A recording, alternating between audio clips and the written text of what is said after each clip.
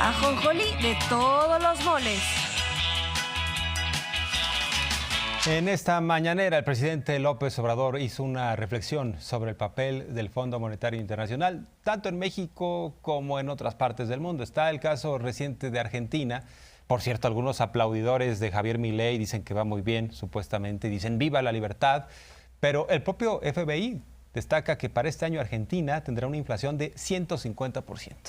Para 2025 de un 50%. ¿Eso es ir muy bien? Pues difícilmente. Para que nos demos una idea, el gobierno de la República actual de nuestro país pues nos ha ayudado a que tengamos una inflación mucho más controlada. Y en ese sentido, la inflación de nuestro país pues estará en un 3% para este año y un 3.5% para el siguiente. Es otra cosa. Eso sí, dice el presidente, que los del Fondo Monetario apuestan a que en un futuro crezca Argentina, aunque reconocen que ha decrecido el PIB en 3.5%. Sin embargo, dice que los del FMI son parte del problema, no de la solución. Endeudaron a Argentina, ¿no? Le prestaron demasiado dinero y después se lo cobraron y ya no tiene cómo pagarles. Y cuidarnos de esas recomendaciones de los organismos financieros internacionales, porque antes no había planes de desarrollo propios, sino eran las recetas que nos mandaban desde el extranjero, el Banco Mundial, el Fondo Monetario Internacional. Acaba de darse a conocer que el Fondo Monetario Internacional declaró que va a crecer más Argentina que México, cuando el Fondo Monetario Internacional fue el causante del desastre económico de Argentina. Y ahora, como si nada, se sitúan como árbitros, jueces que deciden sobre lo que va a suceder hacia el futuro. Nosotros tenemos relaciones con el Banco Mundial, con el Fondo Monetario Internacional, pero nuestra política económica es autónoma, es definida por nosotros. Aquí se aplica una agenda de acuerdo a la realidad de nuestro país. Pues las recetas del Fondo Monetario Internacional en lo que hace a México se fueron a la basura. ¿Qué tenemos en este país? El modelo humanista, una economía mixta, por un lado la inversión pública, por el otro la privada, reglas claras, todos pagando impuestos, también un combate frontal a la corrupción, austeridad en el gobierno y programas sociales para la base, para las mayorías, cosa que el FMI llama populismo, por ejemplo. Entonces, no se escucharon los cantos de las sirenas neoliberales y eso sí, incluso pues el país tiene cada vez más recaudación y finanzas sanas. Este es de ayer. Solo en tributarios, en impuestos. El año pasado teníamos recaudados 2.032.000.000.000 al 17 de junio del 23. Hoy, ayer, 2.374.000.000, un incremento de 342.000.000.000 de pesos. En términos reales, es decir, descontando inflación, 11.7.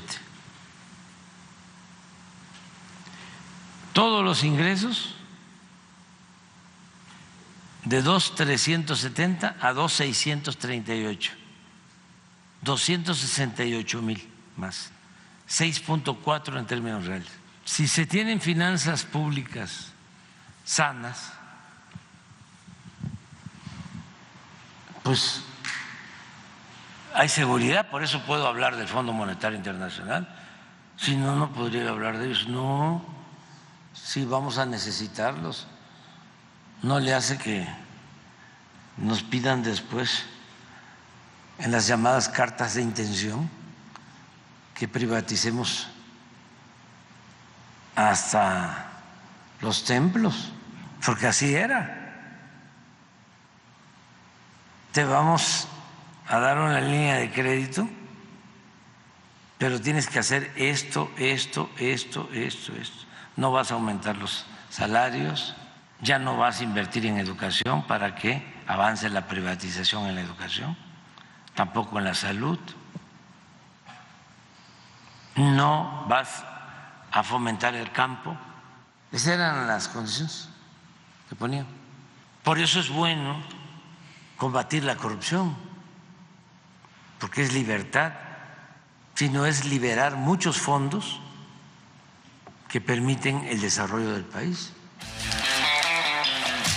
El plato fuerte.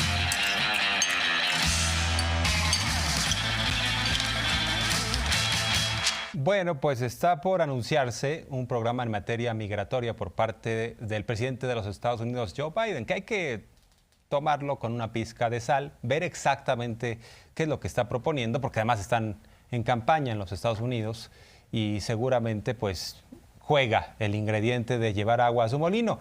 Lo importante es cuáles serían los efectos de esta decisión. Lo que se ha hablado en términos periodísticos es que pues sería un alivio para unos 500,000 mexicanos que están viviendo en los Estados Unidos y que habría un camino más fácil para que obtuvieran una residencia, siempre y cuando estén casados, en alguno de los casos con ciudadanos o ciudadanas de los Estados Unidos, o en el caso de los estudiantes, pues ya tengan también un tiempo allá. Sobre todo los jóvenes que llegaron muy pequeños a los Estados Unidos, que ya llevan una cantidad de años sin papeles, podrían ser regularizados. Hay que tomarlo con cautela, insisto, pero el presidente López Obrador señala que cuando menos Joe Biden ha tenido una postura mucho más humana y también recordó algunas propuestas que le ha hecho el gobierno de México.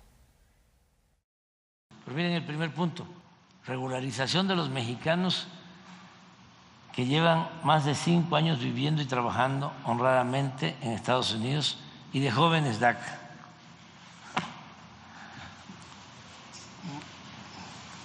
Se va avanzando. Pero eso es exactamente lo que va a anunciar hoy. Solamente que en lugar de 5 años viviendo en Estados Unidos van a ser 10. Sí, sí. Y limitado porque son muchos más. Claro. Pero ya es un avance que en una campaña un candidato diga esto sin temor a que lo van a cuestionar porque está abriendo las puertas a migrantes que llevan droga o que van a cometer ilícitos, falsario, ¿no?, ofensivo hacia la migración. Entonces ya es un avance y es digno de reconocerlo. Bueno, hay que destacar que hasta Barack Obama, Premio Nobel de la Paz, le puso más metros al muro de la línea divisoria entre México y los Estados Unidos. Destaca el presidente de México que Biden no le ha aportado más al muro y que por el contrario ha buscado tender puentes. Incluso recientemente se habló ya de que están en construcción 3 puentes fronterizos entre México y Estados Unidos, una política migratoria distinta. No olvidar 2 cosas del presidente Biden. Una, que permitió la entrada legal de migrantes. Y lo otro, que tiene que ver con lo mismo, es que el presidente Biden es el único que no ha hecho muro, no ha construido muros. Entre otras cosas, va a pasar a la historia como el presidente que no hizo muros, pero que construyó puentes.